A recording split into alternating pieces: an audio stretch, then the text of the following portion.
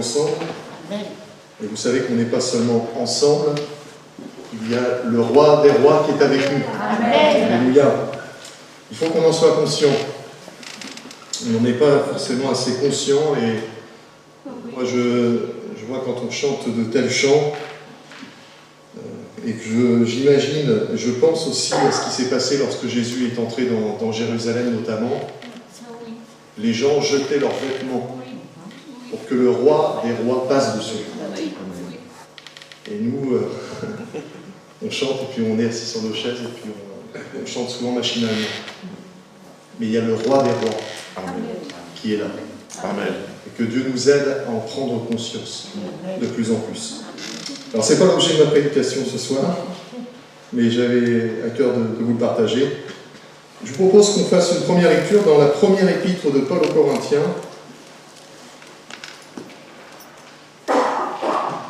au chapitre 10, et à partir du verset 11. 1 Corinthiens, chapitre 10, verset 11. J'avais un tout autre message que j'avais commencé à préparer cette semaine, et puis finalement, aujourd'hui, les choses ont été bousculées, et puis j'ai tout changé. Donc peut-être que ce que j'avais sur le cœur, ce sera pour une autre fois, je ne sais pas. Mais là, ce soir, ça va être un autre thème que Dieu a placé sur mon cœur pour nous. On lit les versets 11 et 12. « Ces choses leur sont arrivées pour servir d'exemple, et elles ont été écrites pour notre instruction à nous qui sommes parvenus à la fin des siècles. Ainsi donc, que celui qui croit être debout prenne garde de tomber. » On lit également dans l'Épître aux Hébreux, au chapitre 13, verset 7, « Souvenez-vous de vos conducteurs qui vous ont annoncé la parole de Dieu, considérez quelle a été la fin de leur vie et imitez leur foi. » Et puis le psaume 12, verset 2, « Sauve, Éternel, car les hommes pieux s'en vont, les fidèles disparaissent parmi les fils de l'homme. Amen. » Amen. Amen. Il y a des exemples qui nous sont donnés dans la parole de Dieu, mais aussi des exemples de celles et ceux qui nous ont précédés, ici sur la terre, de ceux qui ont été nos contemporains. Des exemples qui sont à suivre, et d'autres aussi où nous savons qu'il ne faut surtout pas les suivre. Et la parole de Dieu nous encourage à regarder tout ce qui a pu déjà arriver au peuple d'Israël, aux patriarches, à tous ceux qui ont vécu dans la foi, à considérer ce qu'ils ont vécu, à considérer leur exemple, mais à regarder les choses non pas pour copier systématiquement ce qu'ils ont fait, mais regarder ce qui a été bon et ce qui ne l'a pas été. Pour finalement nous focaliser sur ce qui est bon, pour aller dans la même direction, pour que nous puissions bénéficier pour ce qui a été bon de la grâce que Dieu leur a accordée à ce moment-là. La parole de Dieu nous encourage à considérer toutes choses. Et notamment, on l'a au travers de ce que Paul va dire concernant la prophétie, qu'il nous faut considérer toute parole qui peut être donnée de la part de Dieu, mais ne retenir que ce qui est bon. Retenir ce qui va édifier notre âme. Parce qu'il y a des choses parfois, quand nous les regardons, quand nous les considérons, elles nous amènent plutôt vers le bas, plutôt que vers le haut.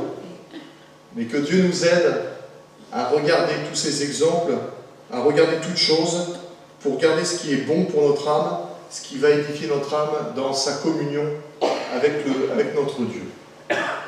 Que ce soit pour le peuple Israël, que ce soit pour chaque enfant de Dieu, chaque chrétien,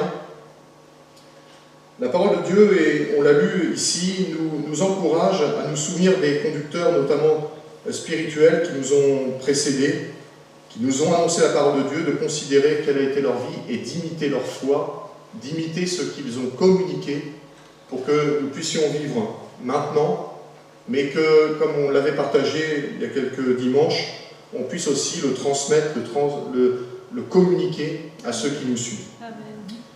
Et ce soir, c'est le thème que j'aimerais que nous puissions méditer ensemble, c'est qu'il y a un héritage que nous devons recevoir, mais que nous devons aussi apprendre à transmettre. Amen.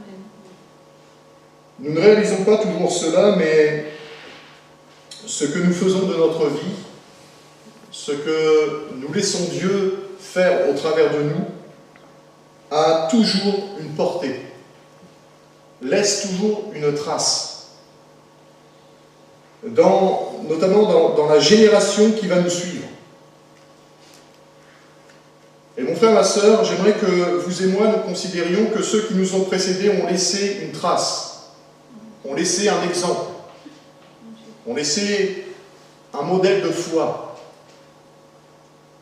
Et ce modèle de foi nous impacte aujourd'hui.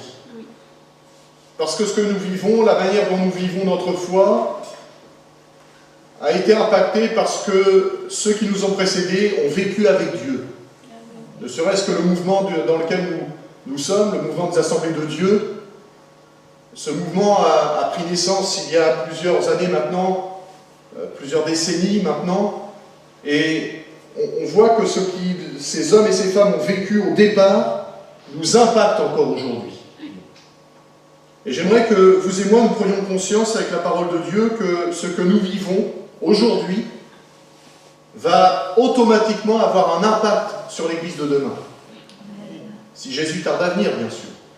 Alors nous, on espère que de notre vivant, le Seigneur puisse revenir, comme ça on n'a pas à connaître la mort, mais ça appartient à Dieu. Dieu seul sait quand est-ce qu'il reviendra. Et vous et moi, nous devons apprendre à être prêts. Mais si Jésus tarde à venir, il y a d'autres frères et sœurs qui nous suivront, qui continueront l'Église, qui continueront d'être l'Église dans le monde où ils sont. Mais que leur laisserons-nous? Quel héritage allons-nous leur transmettre?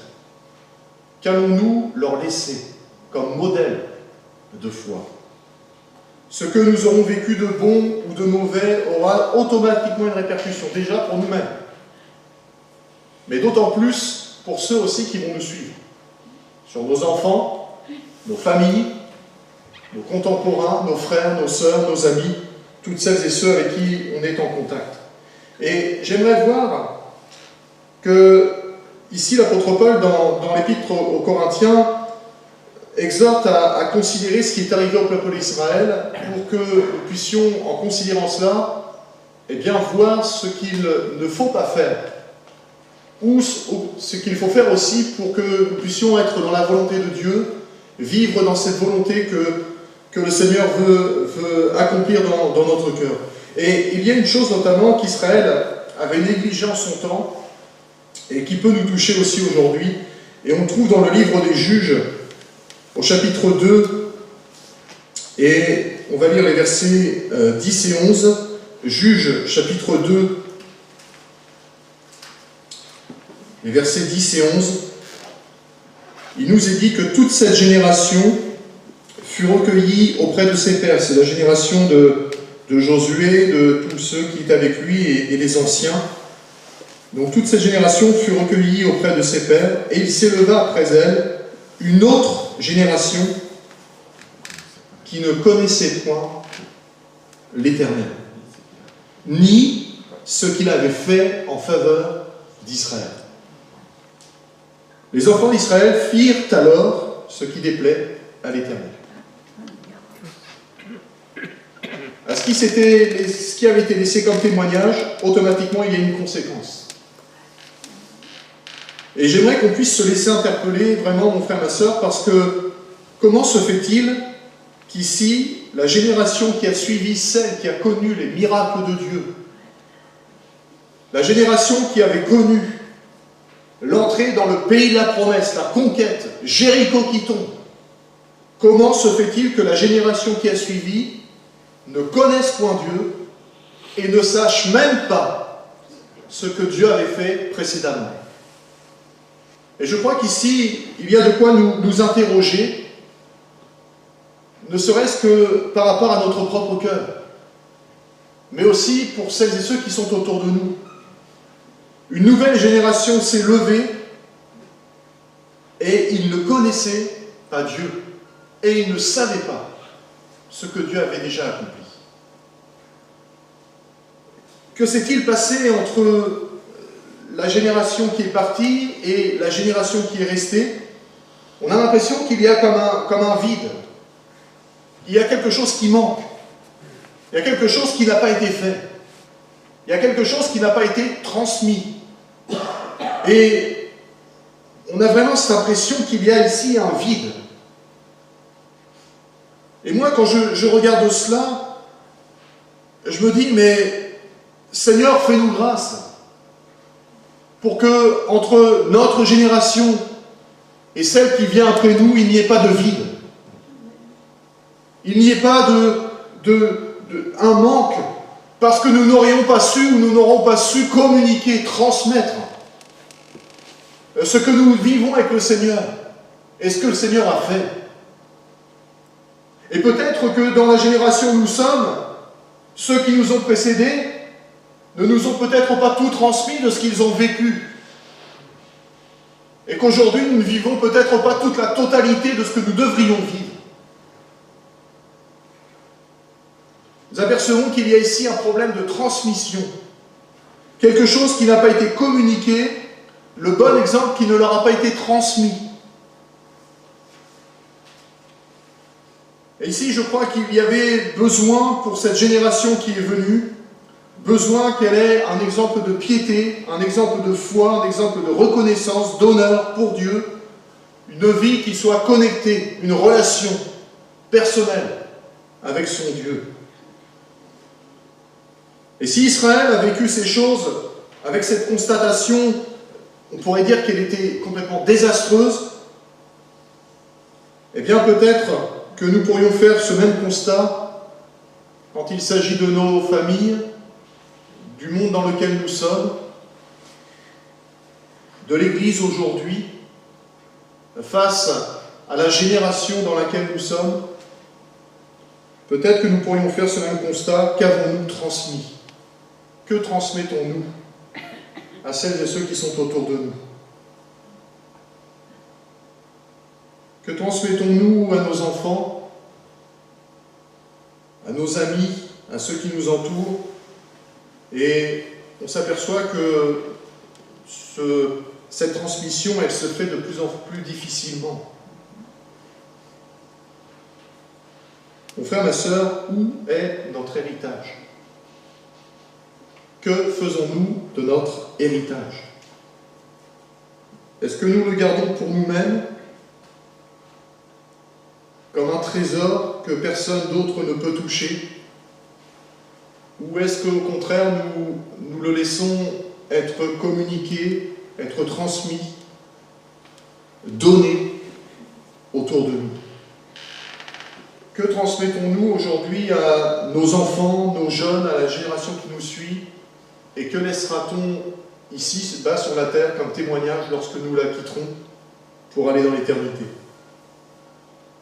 Je crois qu'il y a un constat, et je ne voudrais pas m'attarder sur ce qui peut être négatif, mais je crois qu'il peut y avoir parfois un constat douloureux qui peut se profiler à l'horizon devant nous. Je me souviens, il y a quelques années de cela, quand j'étais encore directeur de camp de jeunesse, une année, le Seigneur m'a vraiment ouvert les yeux sur l'état de la jeunesse que nous avions, et nous avions dans ces camps plusieurs jeunes qui venaient de nos assemblées, d'églises, parfois même d'autres mouvements, mais des jeunes qui venaient de foyers chrétiens et qui venaient de diverses assemblées de France. Et je m'étais aperçu que malgré que ces jeunes aient une éducation chrétienne, eh bien ces jeunes étaient plus que jamais confrontés au plaisir de ce monde, mais sans aucune barrière. Des jeunes qui se trouvent être sous addiction, des jeunes qui se trouvent être esclaves de choses qui sont infâmes, des jeunes qui même touchent, des jeunes d'enfants chrétiens qui touchent au spiritisme, des jeunes qui arrivent même à faire des pactes sataniques. Et quand on considère cela, on se dit, mais où est l'héritage que nous avons laissé? Où est l'héritage que nous transmettons à nos jeunes, à ceux qui nous suivent, à ceux qui sont déjà là? Si, je crois, mes yeux se sont ouverts à ce moment-là sur ces choses ténébreuses, et le diable ne se prive pas de faire n'importe quoi avec nos enfants, nos jeunes, avec le monde dans lequel nous sommes. Et je crois que c'est peut-être le moment pour nous de commencer à nous laisser interpeller par la parole de Dieu, et que Dieu peut-être allume en nous comme une alarme en disant mon enfant, mon fils, ma fille, il est peut-être temps là que tu te réveilles et que tu regardes le monde dans lequel tu es pour que tu transmettes ce que tu as reçu. Que transmettons-nous, mon frère, ma sœur, à la génération qui nous suit? Que retiendra-t-elle de nos expériences, de notre témoignage? Comment puis-je marquer ma génération et celle qui me suit? Je crois qu'il y a vraiment un appel vibrant de la part de Dieu, même un appel solennel, à considérer ce qu'a vécu Israël. La génération qui a suivi, celle qui avait eu des victoires, qui avait eu des choses extraordinaires avec Dieu, qui avait remporté le pays, qui avait vaincu les ennemis. La génération qui a suivi ne connaissait pas Dieu et ne savait même pas ce qu'il avait fait. Nous apercevons qu'il y a des conséquences graves qui découlent de cette non-transmission. Et ça a eu des répercussions dans le cœur de la nouvelle génération qui ne s'est pas attachée à Dieu. Et on a un exemple, et je voudrais qu'on lise pour cela dans le livre de Ruth. Ruth, chapitre 1er, à partir du verset 1er.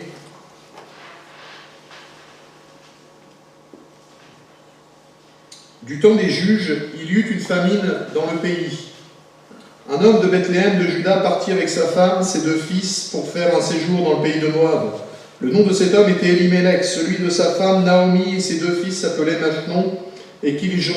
Ils étaient Ephratiens de Bethléem de Juda. Arrivés au pays de Moab, ils y fixèrent leur demeure.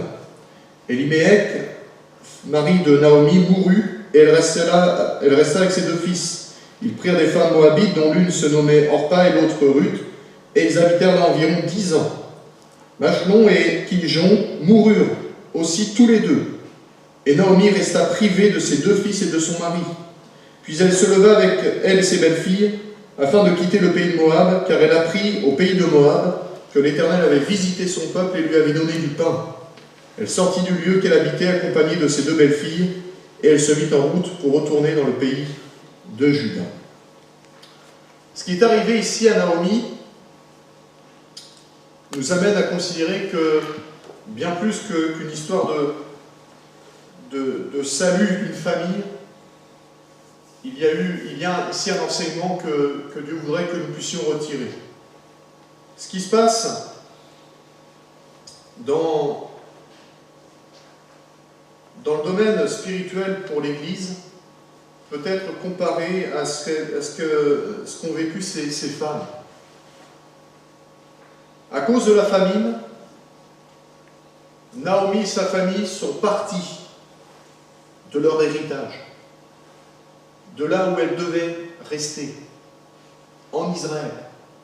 Elles sont parties vers le pays de Moab. Et étant parties, il semblerait que les choses peut-être ont été un peu mieux, sauf que le mari est mort. Et quelques années après, ses 2 fils sont morts. Et lorsque la nouvelle est parvenue qu'en Israël, eh bien, la famine n'était plus, mais qu'il y avait à nouveau abondance de pain, Naomi est repartie. Mais quand elle est repartie, elle ne va revenir au pays qu'avec une seule de ses belles-filles, sans son mari et sans ses 2 fils. Elle aura perdu en cours de route des bien-aimés. Et il y a parfois, malheureusement, des conséquences dangereuses qui peuvent être parfois mortelles à négliger de transmettre notre héritage. Ce ce que nous avons reçu de Dieu, ce que nous vivons avec Dieu, parfois on hésite à le partager. Et on peut même être amené, parce qu'on hésite, à nous en éloigner. Ça m'amène à dire, mon frère, ma sœur, qu'une église qui néglige de transmettre ce qu'elle vit ou ce qu'elle possède, finalement devient semblable à une église où la famine prend place. C'est peut-être fort ce que je dis, mais je crois qu'il en est réellement ainsi. Une église qui, au contraire, se met à l'œuvre, qui s'occupe de tous, qui s'occupe de communiquer. Une église qui s'occupe non pas de garder pour elle-même, ou de s'occuper que de soi-même, mais qui, parce qu'elle a reçu quelque chose de la part de Dieu, va commencer à le transmettre, va commencer à le partager, va commencer à aller chercher les uns et les autres, et à communiquer ce que Dieu lui donne. Eh bien, c'est une église où il y aura toujours du pain en abondance. C'est une église où Dieu va pouvoir déverser en abondance sa bénédiction, sa grâce. Il y a ici un principe spirituel.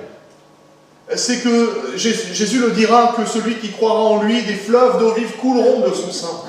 Et il parlait de là de l'action du Saint-Esprit. Mais il y a un principe spirituel, mon frère, ma sœur, ce que nous recevons de Dieu. Si nous le gardons pour nous, eh bien cela meurt en nous. Mais si ce que nous recevons de Dieu, nous le laissons couler au travers de nous et nous le propageons, nous le donnons, nous le communiquons, eh bien Dieu bénit en abondance et communique encore.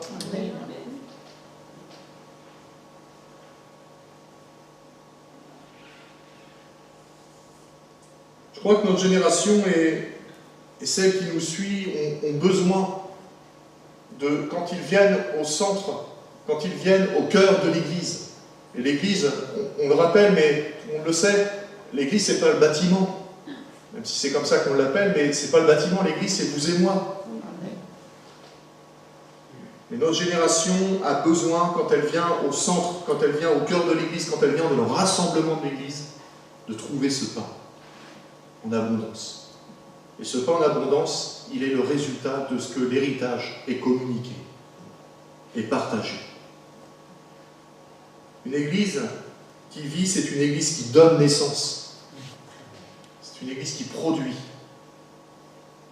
C'est une église qui, parce qu'elle a reçu de Dieu, partage, communique, et bien voit des fruits de ce qu'elle donne.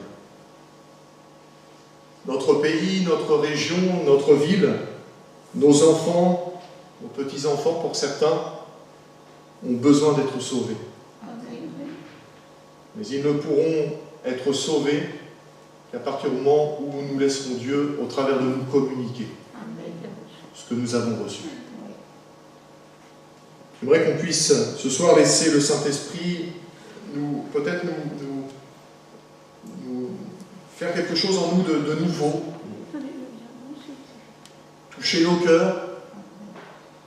Peut-être qu'on laisse des choses qui ont fermé notre cœur s'ouvrir tout simplement pour laisser se déverser au travers de nous l'œuvre du Saint-Esprit.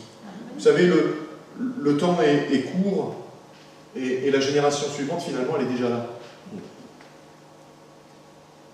Et il faut qu'on lui communique ce qui vient de Dieu. Il y a un héritage à transmettre. Alors je vais essayer d'aller un peu plus rapidement, mais je vous cite les textes. Dans le livre des Psaumes, au chapitre 78, versets 3 à 8, il nous est parlé de cet héritage à transmettre. Dans le psaume 145, verset 4, il est dit ceci, que chaque génération célèbre tes œuvres et publie tes hauts faits. Dans le verset 71, verset 18, je cite, « Ne m'abandonne pas, ô Dieu, mais même dans la blanche vieillesse, afin que j'annonce ta force à la génération présente, ta puissance à la génération future. » Et puis on a encore, dans le psaume 22, verset 31-32, la même pensée de transmettre à la génération qui suit. Ne regardons jamais la génération qui vient comme une génération qui est impossible à toucher. Ça, c'est ce que le diable voudrait nous faire croire. Que finalement, ça ne sert à rien d'essayer de toucher le monde, ça ne sert à rien de toucher la jeunesse, ça ne sert à rien de toucher ceux qui viennent, Parce qu'ils ne sont plus comme nous. Jésus dira que nous sommes dans le monde. Même si nous sommes enfants de Dieu, nous faisons quand même partie de ce monde. Et parce que nous faisons partie de ce monde, nous sommes encore en capacité de toucher ce monde. Parce que nous vivons avec. Mon frère, ma soeur, nous ne sommes pas appelés à être des ermites qui se mettent d'un côté, qui se cachent, qui s'enferment dans des murs. Nous sommes appelés à aller à l'extérieur pour communiquer ce que nous avons reçu. Il y a un héritage à transmettre, il y a des expériences, il y a un vécu à transmettre. On entend souvent parler du réveil de la Pentecôte, du réveil du mouvement des Assemblées de Dieu, mais aujourd'hui, qu'en est-il? Est-ce que nous vivons encore des miracles? Est-ce que nous vivons encore des prodiges? Est-ce que nous vivons encore des personnes qui viennent au milieu de nous, qui parce qu'elles sont possédées sont délivrées? Frères et sœurs, nous avons besoin de vivre cet héritage. Nous l'avons reçu de ceux qui nous ont précédés. Mais il faut qu'aujourd'hui nous puissions encore le valider. Il faut qu'encore aujourd'hui nous puissions le communiquer, le donner, le vivre. Et cela ne se fait qu'à partir du moment où on est rempli de ce qui vient d'en haut et qu'on le donne, qu'on le communique. Amen. Alors comment faire?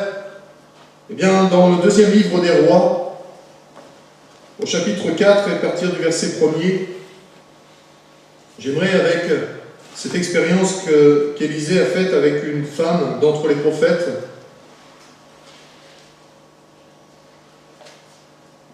eh bien, on puisse nous servir d'exemple pour nous montrer comment Dieu veut agir. 2 Rois, chapitre 4, verset 1er. Une femme d'entre les femmes des fils des prophètes cria à Élisée en disant « Ton serviteur, mon mari, est mort, et tu sais que ton serviteur craignait l'Éternel. Or, le créancier est venu pour prendre mes 2 enfants et en faire ses esclaves. » Élisée lui dit « Que puis-je faire pour toi? Dis-moi, qu'as-tu à la maison ?» Elle répondit « Ta servante n'a rien du tout à la maison qu'un vase d'huile. » Et il dit « Va demander au dehors des vases, chez tous tes voisins, des vases vides, et n'en demande pas un petit nombre. Quand tu seras rentré, tu fermeras la porte sur toi et sur tes enfants, tu verseras dans tous ces vases, et tu mettras de côté ceux qui seront pleins. » Alors elle le quitta, elle ferma la porte sur elle et sur ses enfants, et lui présentait les vases, et elle versait. Lorsque les vases furent pleins, elle dit à son fils « Présente-moi encore un vase. » Mais il lui répondit « Il n'y a plus de vase. » Et l'huile s'arrêta. Elle alla le rapporter à l'homme de Dieu et dit « Va vendre l'huile et paie ta dette, et tu vivras, toi et tes fils, de ce qui te restera. Amen. » Amen. Dans notre génération, nous nous retrouvons, je crois, dans la même situation que cette femme veuve. Le monde, Satan réclame nos enfants, réclame nos jeunes, réclame nos familles, réclame nos couples, réclame les vies de chacun. Il n'y a pas que l'apôtre Pierre qui a été réclamé pour être criblé au crible par rapport à sa foi. Tous, autant que nous sommes réclamés par le diable. Heureusement que nous avons Christ qui intercède auprès de Dieu, qui est notre avocat, et qui prie pour que chacun d'entre nous ne tombions pas. Mais le monde, Satan, réclame les âmes pour les mener vers la perdition. Alors peut-être que pourrions-nous dire, mais quel pouvoir avons-nous? Quelle puissance avons-nous? Jésus dira, sans moi, vous ne pouvez rien faire. J'ai besoin, nous avons besoin de laisser Christ régner en nous. J'ai besoin, nous avons besoin de laisser le Saint-Esprit nous saisir, nous remplir, pour que ce que nous recevons de lui, nous puissions ensuite le déverser, puissions ensuite le laisser partir, pour que Dieu, au travers de ça, touche les vies. Nos enfants, nos familles, ceux qui nous côtoient, c'est souvent par notre témoignage, par notre vécu,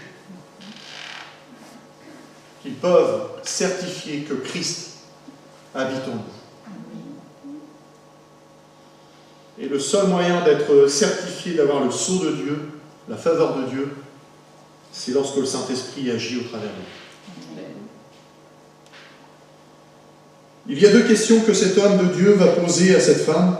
Il va dire, que puis-je faire pour toi? Si nous le pouvions par nous-mêmes, nous pardonnerions les péchés, nous guéririons les malades. Quelqu'un qui viendrait à nous et nous dirait, j'ai ceci, j'ai cela, on dirait, écoute, on va s'occuper de toi. Si nous pouvions changer les situations difficiles, les divorces, le chômage, le racisme, tout, on le ferait. Mais on n'a pas la force. Que puis-je faire pour toi? Cette femme va dire qu'elle a besoin de l'aide de Dieu parce que le créancier réclame ses enfants. Et malheureusement, il nous faut souvent arriver à un état de fait, à une conscience de ce que nous sommes, de notre incapacité, pour que là, on commence à se tourner vers Dieu et dire, mais finalement, il n'y a que toi, Seigneur, qui puisse faire cela. Il n'y a que toi qui puisse pardonner les péchés. Il n'y a que toi qui puisse changer les situations compliquées. Il n'y a que toi qui puisse guérir un malade incurable. Il n'y a que toi qui puisse changer ce que moi je ne peux pas faire. Il n'y a que toi qui peux libérer un esclave. Qu'as-tu à la maison? C'est la deuxième question qu'il va lui poser. Cette veuve n'a quasiment plus rien.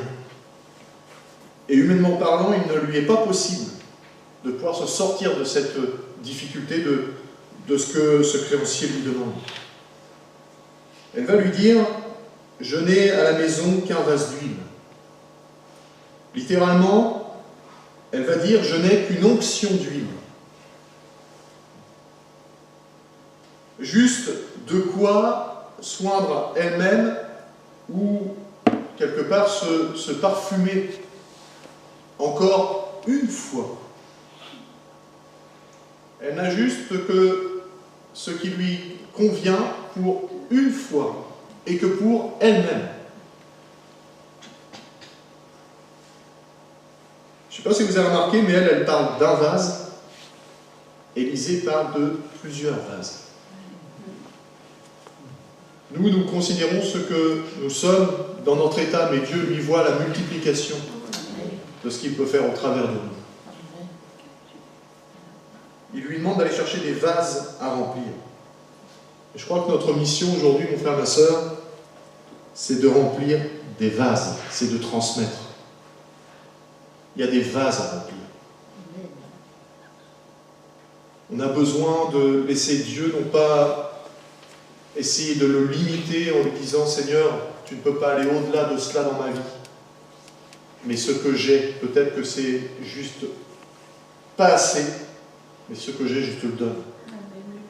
Pour qu'avec ce peu, tu puisses faire quelque chose d'extraordinaire, de miraculeux, qui va transformer, qui va changer, et qui va permettre qu'un grand nombre soit sauvé. Mon frère, ma sœur, notre souci ne doit plus être d'abord moi, mais mon souci, peut-être maintenant, doit changer et dire, mais pourquoi pas les autres? Et moi, le premier, quand je me trouve dans une difficulté, un combat, je regarde mes intérêts.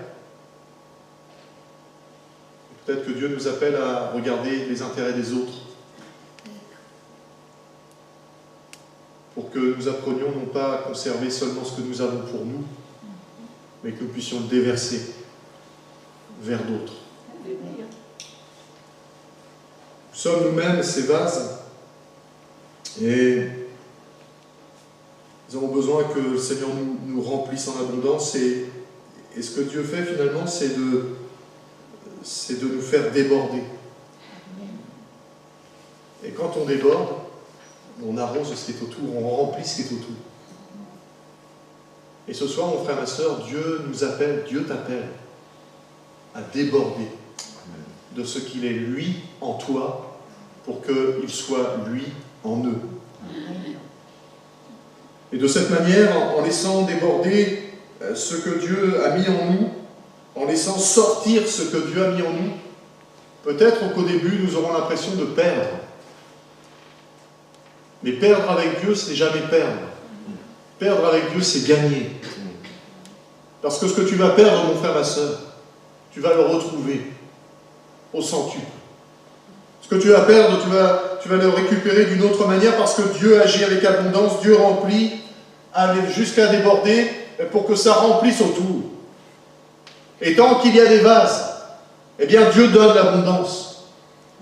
Tant qu'il y a des vases à remplir, eh bien Dieu continue de faire couler en abondance. Et cette femme, elle ne va pas voir sa petite onction qui lui reste, sa petite portion qui lui reste, s'arrêter tant qu'il y aura des vases à remplir. Et il y en avait en grand nombre. Aujourd'hui, il y a un choix, mon frère, ma soeur, qui s'impose à nous, et j'aimerais vous citer cette histoire, et je vais terminer avec cela. Cette histoire du mont Testaccio, c'est un mont qui se trouve à Rome, et qui, finalement, c'est un monticule de terre. C'était à l'époque romaine ce qu'on appellerait un dépotoir, un endroit où on mettait les ordures. Et ce monticule est constitué de milliers de tessons d'amphores. Parce qu'à cette époque-là, donc à l'époque romaine, à l'Antiquité, il y avait, sur cette place-là, il y avait le marché de l'huile, et on vendait beaucoup d'huile dans des jarres. Et finalement, ce marché s'est petit à petit arrêté, et toutes ces amphores ont été cassées, se sont retrouvées en monticule, et ce monticule maintenant est assez grand, mais il est le souvenir de ce qu'à un moment donné, on a communiqué en abondance de l'huile. Mais que reste-t-il aujourd'hui?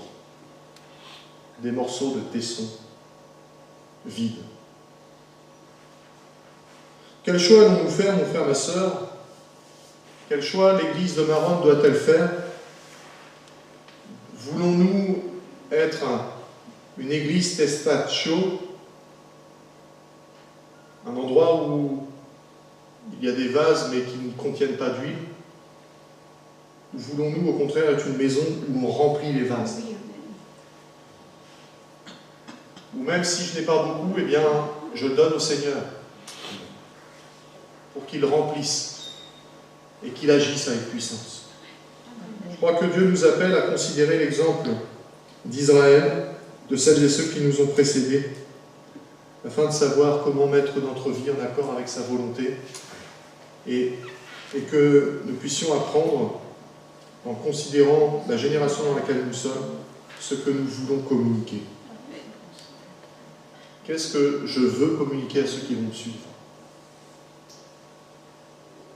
Moi, je voudrais que ma prière, et c'est celle-ci, que l'esprit que Dieu a mis dans mon cœur, celles qui me suivent, qui me suivront, puissent bénéficier du même esprit. Alléluia. Que l'esprit de puissance dont Dieu nous a équipés, dont Dieu nous a remplis. Et la parole de Dieu nous parle même de plénitude, d'abondance. Que déjà dans la génération où on est, que Dieu permette qu'on vive la plénitude du Saint-Esprit, avec une action puissante, qui agit dans les corps, qui agit dans les vies, qui agit dans l'être entier. Et que, en vivant cela, Dieu permette qu'on apprenne aussi à le communiquer, à nous déverser dans celles et ceux qui sont autour de nous, pour que l'Église de Dieu grandisse et que le royaume de Dieu avance. Alors que Dieu nous aide ce soir à être une génération vivante du Saint-Esprit, et que nous puissions considérer qu'il y a encore d'autres qui vont nous suivre, et qu'eux aussi ont besoin de recevoir ce que nous sommes déjà appelés à vivre aujourd'hui. Mais que nous ne vivions pas simplement pour nous en gardant notre petite portion, notre petite onction, mais que cette onction, eh bien, je la donne au Seigneur. Et que le Seigneur va permettre qu'elle soit déversée, qu'elle remplisse, et qu'elle agisse avec puissance. Amen. Amen. Seigneur, merci pour ta parole. Amen.